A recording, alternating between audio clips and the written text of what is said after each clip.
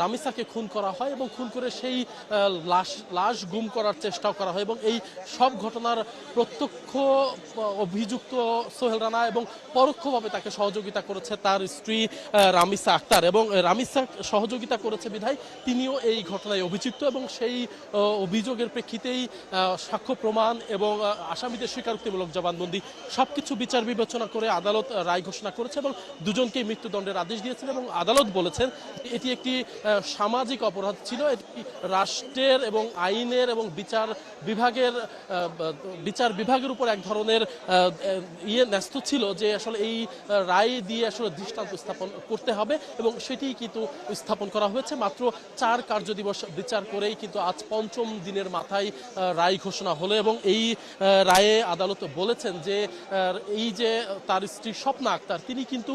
তার ঘরের মধ্যেই যেহেতু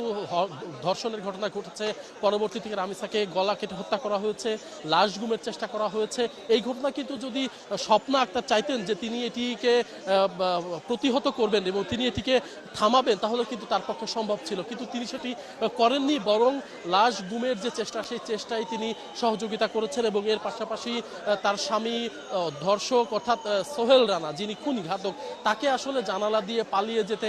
সহযোগিতা করেছে। সুতরাং তিনিও এই ঘটনায় পরোক্ষভাবে দায়ী এটি প্রমাণিত হয়েছে এবং সোহেলের যে স্বীকারোক্তিমূলক জবানবন্দি সেই স্বীকারোক্তিমূলক জবানবন্দিতেও কিন্তু উঠে এসেছিল যে সোহেল তাকে ধর্ষণ করে আলামত নষ্ট করা এবং লাশ গুম করার চেষ্টায় তাকে শিরুচ্ছেদ করে এবং এই ঘটনায় তার স্ত্রী স্বপ্না তিনি কিন্তু তাকে সহযোগিতা করেন। অর্থাৎ আদালত বলেছে এটি সন্দেহাতীতভাবে প্রমাণিত হয়েছে কারণ 16 জন সাক্ষী প্রত্যক্ষভাবে তারা কোর্টে এসে সাক্ষী দিয়েছে এবং আসামি যে সোহেল রানা মূল আসামি তিনিও কিন্তু স্বীকারোক্তিমূলক জবানবন্দি দিয়েছে এবং তার স্বীকারোক্তিমূলক জবানবন্দি আদালত বলেছে যে তাকে জোর করে স্বীকারোক্তি নেওয়া হয়নি কারণ তাকে আসামিকে রিমান্ডেও নেওয়ার প্রয়োজন হয়নি, তিনি নিজের ইচ্ছায় আদালতে এসে গ্রেপ্তার হওয়ার পরের দিনই তিনি আদালতে এসে স্বীকারোক্তিমূলক জবানবন্দি দিয়েছে এবং তার স্বীকারোক্তিমূলক জবানবন্দির সাথে যে সকল সাক্ষ্য দিয়েছে অর্থাৎ 17 জন সাক্ষীর মধ্যে একদিনে যে 16 জন সাক্ষী সাক্ষ্য দিয়েছে রামিসার মা, রামিসার বাবা, রামিসার আত্মীয় স্বজন এবং ওই যে সেই বাড়ির বাড়িওয়ালা এবং তদন্তকারী কর্মকর্তা এবং সুরতাল রিপোর্ট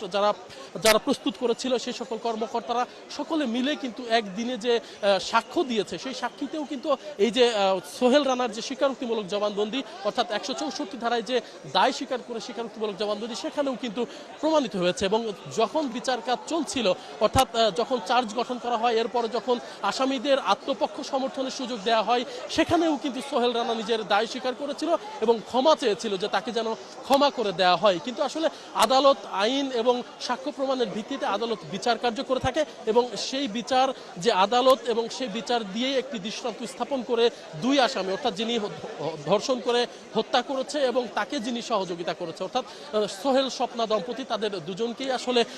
মৃত্যুদণ্ডের আদেশ দিয়েছে। তবে মৃত্যুদণ্ডের আদেশ দেওয়ার যে বিষয়টি আসলে এই বিচার কার্যের যে প্রথম ধাপটি শেষ হলো